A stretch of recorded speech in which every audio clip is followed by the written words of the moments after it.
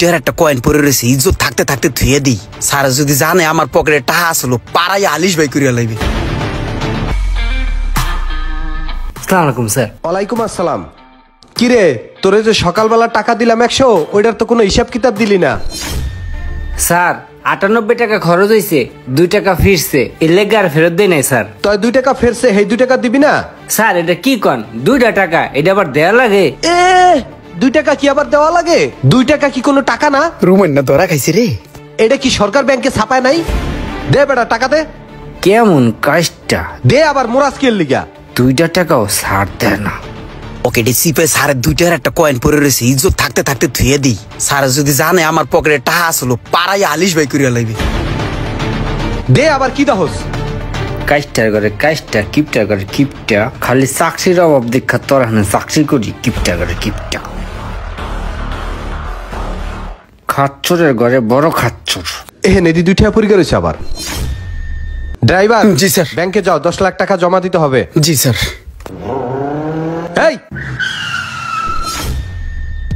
এইভাবে জোরে pick up দিলে কি হয় জানো? 1 পোয়া আন্তাজ তেল যায়, 1 পোয়া। তুমি যে টান্ডা দিছো এটা হইছে?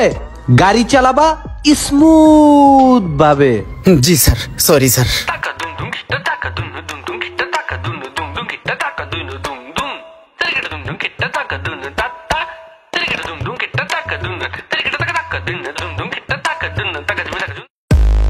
শখ ভাই, চলেন লাঞ্চটা করে আসি। হ্যাঁ ভাই চলেন। আজকে গরিব বললা খিদে লাগে না। ভাই ওই হোটেলের খাবারটা না অনেক ভালো, তাই আমি দুপুরে ওই জায়গায় লাঞ্চ করি। ভাই আমরা লাঞ্চ করব, আপনার ড্রাইভারটা লাঞ্চ করবে না? ও ড্রাইভার মানুষ, ও বাসাই করে নিবে না। ঠিক আছে চলেন। ওই যে আসতে আসছে নবপদ্ম, পেটটা টান করিয়া এই দিক দিয়ে আমার পেটের ভিতরে শিখে দৌড়ায়।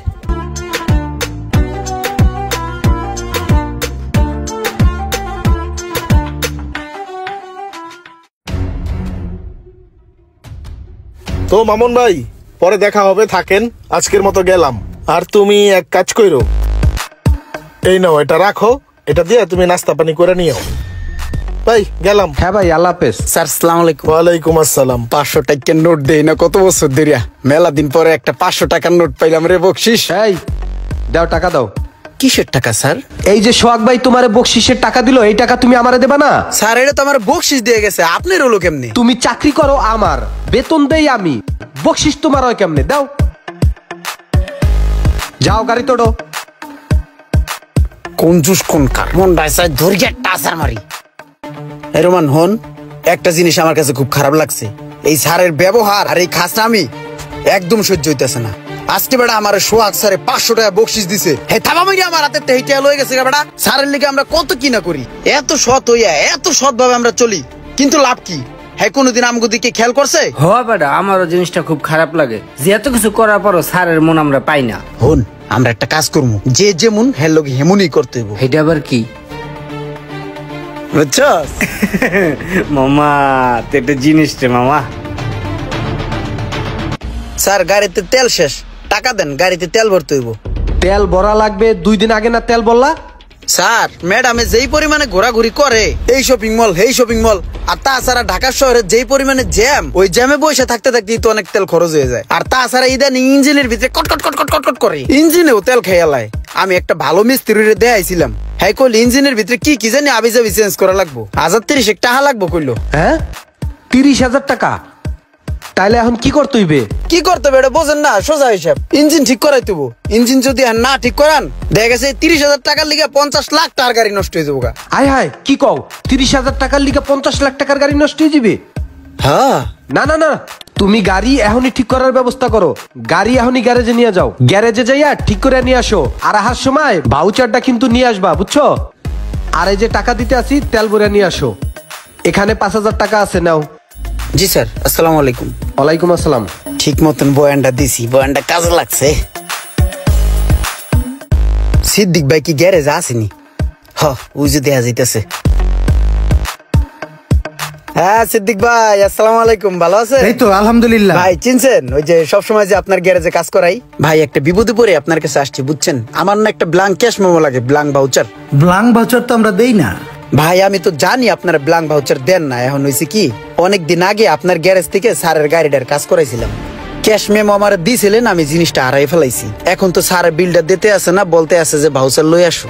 এখন যদি একটা ব্ল্যাঙ্ক ভাউচার দিতেন আমি বসাই লইতাম, স্যারের কাছ থেকে বিলটা পাস করাইতাম। আপনি যেহেতু পরিচিত দিতেছি, সমস্যা হইব না তো? না, কি সমস্যা হবে, দেন। এই লোন দিলাম। ভাই অনেক বড় একটা উপকার হইলো, বললে বুঝাইতে পারবো না। আবার আসবো দাদা, আসসালামু আলাইকুম। ওয়ালাইকুম সালাম, আইসেন।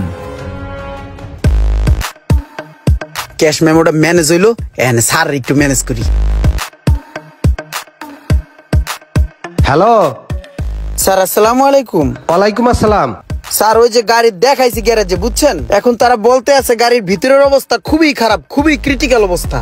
এখন বিল আসবে 32,500 টাকা বলছে, এখন কি করব? 32,500 টাকা? যে আচ্ছা শোনো, তুমি দাঁড়াই থেকে ভালোভাবে গাড়ি ঠিক করিয়া নিয়ে বা। জি স্যার। খবরদার 2 দিন পরে জানি আবার কোনো ডিস্টার্ব না দেয়। আসার সময় ভাউচারটা নিয়ে আসবা, ভাউচার। জি স্যার, জি জি জি জি স্যার, আসসালামু আলাইকুম। যাই এখন তাড়াতাড়ি ক্যাশ মেমোটা লেহাই আলাই রুমান রে দিয়া। ওই বেটা এদিকে এদিকে এদিকে, এত তাড়াহুড়ো করে হ্যাঁ লিখে ধান্দা করতেইব। আমি তত ভালো লেহা পরে জানি না, আমি কিছু জিনিসের কথা কয়ে দিই, তুই এই মেমোর ভিতরে সুন্দর করে লেখে দিবি, বুঝছস? এটা মালিকের দিয়া আমরা কিছু ধান্দা ফিকির করবো, তোরও ভাগ দি মনে। মামা দেরি করিস না, তাড়াতাড়ি লেখ লেখ লেখ। দে লেহি।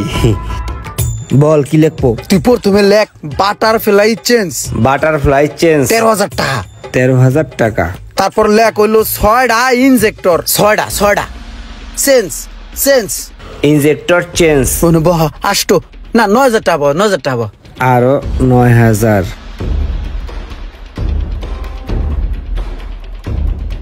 দেখ তো মামা সব মিললে কয়টা হয়েছে? 32,500। 32,500।